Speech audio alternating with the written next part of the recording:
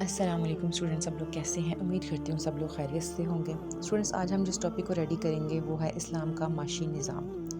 اس کے لیے سب سے پہلے ہم اس کی تھوڑی سی اس کی تعریف ایڈ کریں گے کہ اسلام کا معاشی نظام بیسیکلی ہے کیا۔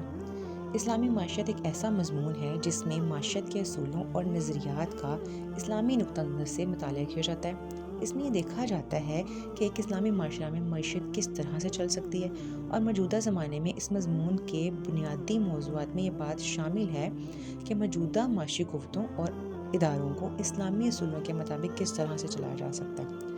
اس کے بعد اسٹوڈنٹ ہم اس کے اندر جو شارٹ پوائنٹس ہیں ان کو ہیڈنگ کو ایڈ کریں گے اور ان کو تھوڑا تھوڑا ایکسپلین کریں گے۔ کوشش کیا کریں گے اسٹوڈنٹس آپ کی جو ہیڈنگ ہو وہ اتھینٹک ہو اور ہیڈنگ زیادہ ہوں، اور اس ہیڈنگ کو جب آپ ایکسپلین کریں تو اپنی ورڈنگ میں ایکسپلین کریں، نہ کہ آپ کتابی گفتگو کریں تاکہ آپ کو بھی سمجھ نہ آئے کہ آپ کیا لکھ رہے ہیں اور پڑھنے والا امپریس بھی نہ ہو۔ کوشش کریں ہیڈنگ اچھی ہو اور اندر مواد جو آپ نے ایکسپلین کیا ہو آپ کی اپنی ورڈنگ ہو، تاکہ آپ کو لکھنے میں آسانی ہو اور آپ کا مٹیریل ایک اچھا سا ہو، اور تاکہ ایگزام میں آپ کو نمبر دینے والا اچھے نمبر دے۔ سب سے پہلا جو ہم اس کے اندر پوائنٹ شامل کریں گے اسلام کا نظام معاملات و معاشیات۔ اسلام ایک ہمہ گیر دین ہے جس میں زندگی کی تمام ضرورت پورا کرنے کے لیے اصول و قواعد موجود ہیں، اور یہ یقیناً زندگی کے تمام پہلوؤں کا احاطہ کرتا ہے۔ اسی بنا پر اسلام میں معاملات و معاشیات کا ایک جامع اور انسانیت کے دنیوی اور اخروی فوائد پر مشتمل ایک نظام موجود ہے۔ ٹھیک ہے، اب ہم اس کے اندر جو سیکنڈ پوائنٹ اسلام کو ایڈ کریں گے وہ ہوگا رہبانیت۔ رہبانیت کیا ہے؟ بیسیکلی تو سب سے پہلے تو پوائنٹ کو سمجھ لینا۔ رہبانیت کا مطلب ہوتا ہے اسلام سے ترک تعلق ہو جانا، یعنی اپنی دنیاوی معاملات کو چھوڑ کر اسلام سے بالکل اس میں سائڈ اختیار کر لینا، کہ جنگل میں چلے جانا، صرف اس چیز کا کنسیپٹ رکھنا کہ بس اب عبادت ہے سب کچھ ہے۔ نو، اسلام اس چیز کا بالکل مخالف ہے۔ آپ اس کو ایکسپلین کس طرح سے کریں گے؟ اسلام رہبانیت یعنی ترک دنیا کا مخالف ہے اور انسان کی معاشی سرگرمیوں کا جائز بلکہ بعض اوقات ضروری بھی قرار دیا گیا ہوا۔ کس طرح سے؟ نبی کریم صلی اللہ علیہ وسلم نے فرمایا ہے کہ طلب کسب الحلال فریضۃ بعد الفریضہ، یعنی حلال کمائی کو تلاش کرنا فرض کے بعد ایک فرض ہے۔ کیوں کہا گیا یہ؟ اس لیے کہا گیا کہ جو انسان جو کماتا ہے، ظاہر ہے وہ اگر اپنی ذات کے لیے کماتا ہے تو وہ اس لیے کماتا ہے کہ اس کو دوسروں کے ہاتھ نہ پھیلانا پڑے۔ اگر اپنے بچوں کے لیے کماتا ہے تو اس لیے کہ وہ فی سبیل اللہ میں آئے گا، کیونکہ وہ ان کی پرورش کے لیے کر رہا ہے۔ اگر والدین کے لیے کما رہا ہے تو وہ بھی فی سبیل اللہ میں آ جاتا ہے۔ اس کے بارے میں بھی آپ کو میں حدیث بتاؤں گی جس کو آپ کوٹ کر سکتے ہیں۔ اس کے اندر حلال کمائی انسان کے لیے ایک فرض ہے، فرض کے بعد ایک فرض ہے، بہت امپورٹنٹ ہے۔ ایسا نہیں ہے کہ انسان بس اللہ میں لگ جائے اور کمائی کو ایک سائڈ پہ کر دے، اور دوسری طرف جو دی گئی ہے بلکہ جو دنیاوی زندگی ہے اس کو دھوکے کی زندگی میں شمار کیا گیا۔ ٹھیک ہے، اب اس کے اندر ہم جو تھرڈ پوائنٹ ایڈ کریں گے وہ ہوگا کہ انسان کا بنیادی مسئلہ۔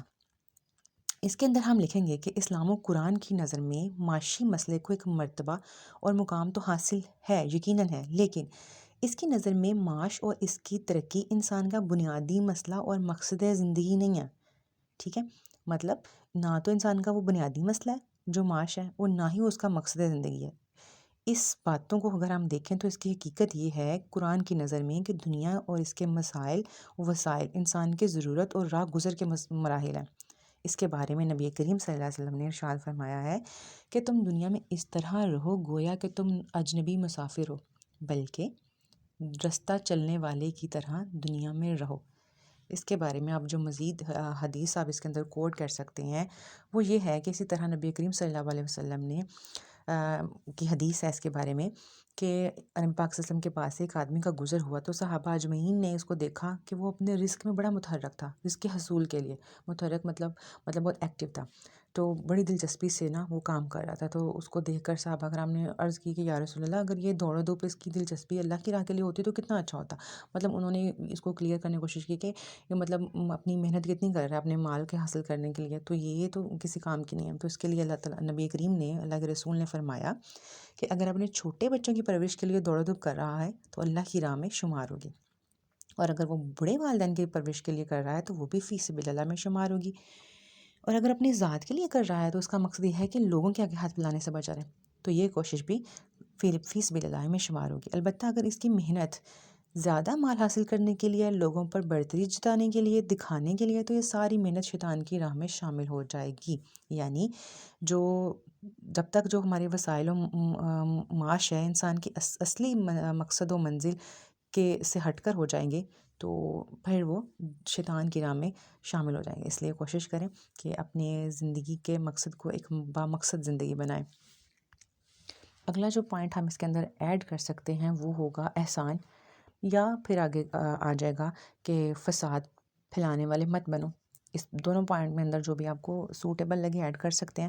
اس کے اندر جو ہم ایڈ کریں گے وہ ہوگا سورہ قصص کی آیت نمبر 77 کا ترجمہ ہے کہ اور اللہ نے تمہیں جو کچھ دے رکھا ہے اس کے ذریعے آخرت والا گھر بنانے کی کوشش کرو اور دنیا میں اپنے حصے کو نظر انداز نہ کرو۔ مطلب ایسا نہیں ہے کہ دنیا میں بھی اپنا حصہ جو ہے اس کو چھوڑ دو جو شرعی حصہ ہے آپ کا۔ اب شرعی حصے میں وہ والدین کی جائیداد بھی آتی ہے، اور ویسے بھی روزی کا حصول جو اللہ تعالیٰ نے تمہارے لیے رزق اس دنیا میں چھوڑا ہے اس کو نظر انداز مت کرو۔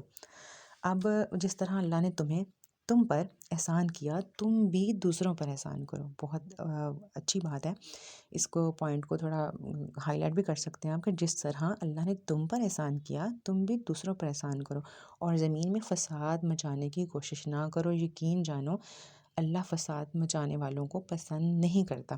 یہ آیت کا ترجمہ آپ اس کے اندر اس پوائنٹ کے اندر کوٹ کر سکتے ہیں۔ نیکسٹ جو اس کے اندر ہم مین ہیڈنگ دیں گے وہ ہوگا اسلام میں معاملات کی شرائط، کیونکہ ہمارا ٹاپک ہے اسلام کے معاشی نظام۔ اس میں سیکنڈ جو مین ہیڈنگ آئے گی وہ ہوگی اسلام میں معاملات کی شرائط، ٹھیک ہے۔ اب اس میں جو اس کی شرائط ہیں، اسلام میں معاملات کی مندرجہ ذیل شرائط مقرر کی گئی ہیں اس طرح سے کوٹیشن باندھنے کے اوپر۔ اس کے بعد آپ سب سے پہلا جو پوائنٹ ایڈ کر سکتے ہیں اس کے اندر وہ آ جائے گا ترازی، یعنی فریقین کی رضامندی۔ مثلاً دو دکانداروں اور خریدار دونوں آپس میں جو بھی ان کے معاملات ہیں اس میں وہ دونوں راضی ہوں، اور اس راضی کی جو وجہ ہو وہ شرعی رضامندی ہو۔ ایسا نہ ہو کہ ایک دوسرے کو دبا رہا ہے، مطلب ایک دوسرے کے اوپر اپنی مرضی تھوپ رہا ہے، ایسا بالکل بھی نہیں ہو، ٹھیک ہے۔ جو بھی ان کے درمیان معاملات طے پائے، اس کی مزدور کے یا مالک کے جو بھی طے پائیں وہ شرعی رضامندی ہو، دونوں اس پر جائز طریقے سے راضی ہوں۔ اس معاملات کو جو وہ معاملات آپس میں طے پائیں وہ معاملات تمام شرعی ہوں، اسلام کے مطابق ہوں، ناجائز نہ ہوں، ٹھیک ہے۔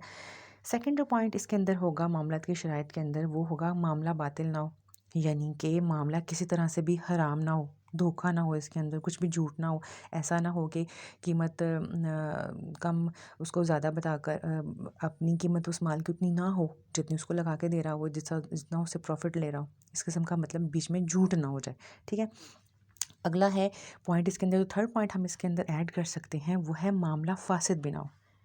معاملہ فاسد کس طرح سے ہوتا ہے؟ اس میں یہ ہوتا ہے کہ اس میں آ جاتے ہیں جو بیع کے مسائل ہیں، یعنی جو چیز اس کو دکھا رہا ہے، مطلب اگر کوئی آپس میں پھل کی لین دین کر رہا ہے، تجارت کر رہا ہے، اس کا کوئی معاملہ کر رہا ہے، تو پھل میں یہ مطلب دکھا کچھ رہا ہے، اس کو مال بعد میں کچھ اور دے رہا ہے، اس طرح سے معاملہ وہ غلط نہ ہو، فاسد نہ ہو، اس میں ان چیزوں کو خیال رکھا جائے۔ اس کو ہم بڑی آسانی کے ساتھ بڑی ایزی ورڈنگ کے ساتھ ان پوائنٹس کو ایکسپلین کر سکتے ہیں، اور ایک بڑا اچھا سا اسلام کا معاشی نظام ہم ٹاپک تیار کر سکتے ہیں۔ اور نیکسٹ ٹاپک انشاءاللہ میں اس سے جو جلدی انشاءاللہ اپلوڈ کروں گی لیکچر وہ ہوگا نظام معاش کے اصول۔ وہ میں نے اس کے ساتھ انکلیوڈ اس لیے نہیں کیا کہ لیکچر کافی لمبا ہو جائے گا، آپ کو بڑی پرابلم ہوگی سننے میں، تو ویسے بھی اگر دیکھا جائے تو جو اصول ہیں وہ سیپریٹ کویشچن بن کے آتا ہے، کبھی بھی مطلب ایک جگہ پر سارا کویشچن اتنا لینتھی نہیں آتا۔ اس لیے انشاءاللہ نیکسٹ جو لیکچر ہوگا وہ اصول پر مبنی ہوگا، تو اس لیکچر کو لوگ نوٹ کریے گا، سنیے گا، اپنا خیال رکھیے گا۔ ملیں گے نیکسٹ ویڈیو میں۔ خدا حافظ۔